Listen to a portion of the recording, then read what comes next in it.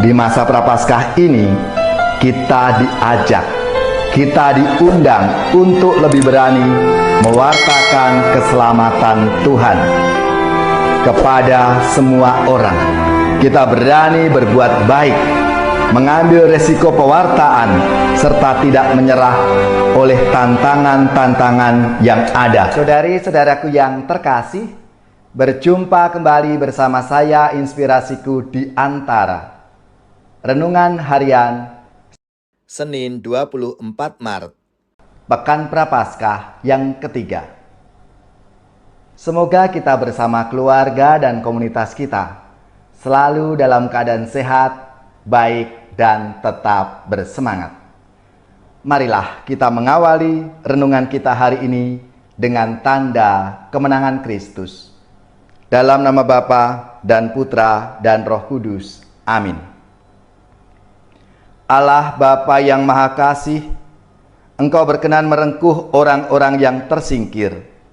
Semoga kami pun menjadi orang-orang yang peduli terhadap sesama yang menderita dan tersingkir.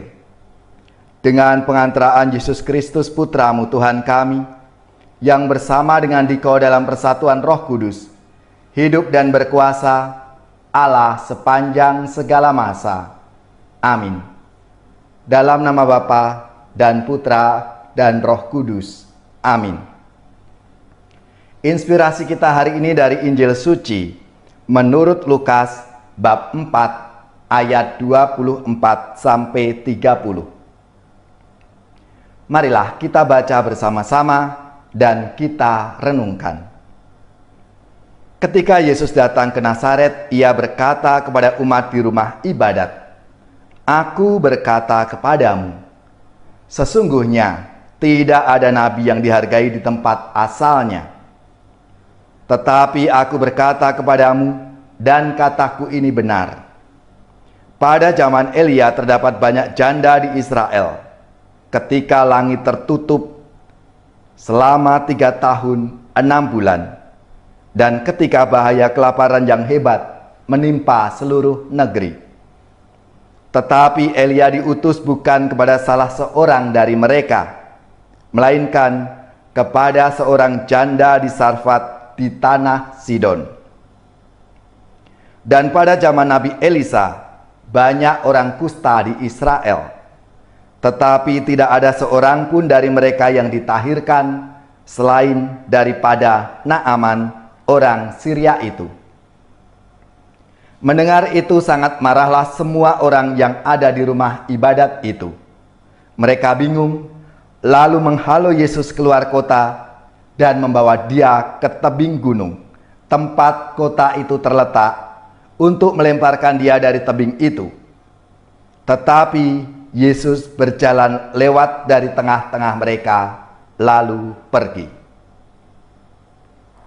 Demikianlah sabda Tuhan. Terpujilah Kristus. Saudari-saudaraku yang terkasih, dalam sabda Tuhan hari ini dikisahkan bagaimana ketika Yesus pulang kampung halamannya ditolak oleh orang-orang di kampungnya. Penolakan atas Yesus terasa lebih menyesakkan karena terjadi di kampung halamannya sendiri dan oleh orang-orang terdekatnya.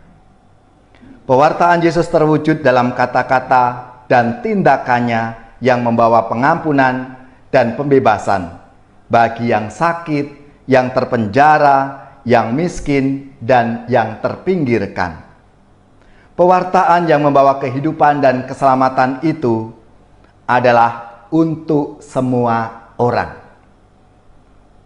Penggambaran Mesias bagi semua ini tidak bisa diterima oleh orang-orang Nazaret yang berpikir bahwa keselamatan adalah eksklusif untuk orang Yahudi saja. Melalui kisah Naaman, orang Syria, dan janda di Sarfat di tanah Sidon, yang tidak masuk dalam kategori orang-orang terpilih, tetapi orang-orang yang membutuhkan pertolongan Tuhan. Dalam sabdanya, yang diceritakan oleh Lukas menekankan bahwa keselamatan universal dari Yesus inilah. Tetapi manusia dengan kehendak bebasnya bisa menolak keselamatan yang ditawarkan oleh Allah itu. Orang-orang Nazaret menutup hatinya dan menolak Yesus. Meskipun mendapatkan penolakan yang cukup ekstrim dari orang-orang sekampungnya, Yesus tidak putus asa. Yesus tidak menyerah, tetap melanjutkan karya pewartaannya di tempat lain. Saudari-saudaraku yang terkasih, keselamatan dari Allah punya kekuatan untuk menjangkau orang sakit, orang miskin, orang terpinggirkan, orang asing, tersingkir, dan difabel. Keselamatan itu tidak bisa dibatasi oleh sebentuk eksklusivitas sempit yang meminggirkan bangsa atau kelompok lain, dan bahkan oleh sebentuk penolakan ekstrim. Di masa Prapaskah ini, kita diajak, kita diundang untuk lebih berani mewartakan keselamatan Tuhan kepada semua orang. Kita berani berbuat baik, mengambil resiko pewartaan, serta tidak menyerah oleh tantangan-tantangan yang ada, bahkan oleh penolakan-penolakan dan penganiayaan. Lewat sabda Tuhan hari ini, kita semua diajak untuk meladan Yesus yang terus-menerus mewartakan kabar sukacita, kabar gembira kemanapun Tuhan Yesus berada. Dan inilah panggilan kita sebagai murid-muridnya di masa Prapaskah ini.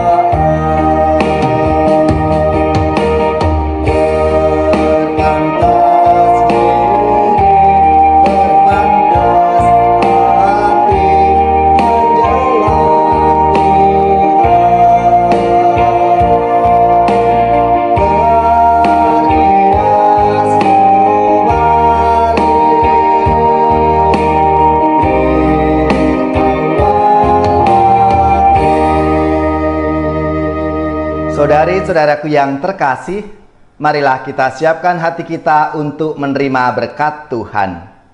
Semoga saudara-saudari sekalian, keluarga-keluarga, komunitas kita, orang-orang yang kita doakan, mereka yang sakit, yang menderita, seluruh tugas, belajar, pekerjaan, usaha, serta karya pelayanan kita, dibimbing, dilindungi dan diberkati oleh Allah yang Maha Kuasa, Bapa dan Putra dan Roh Kudus.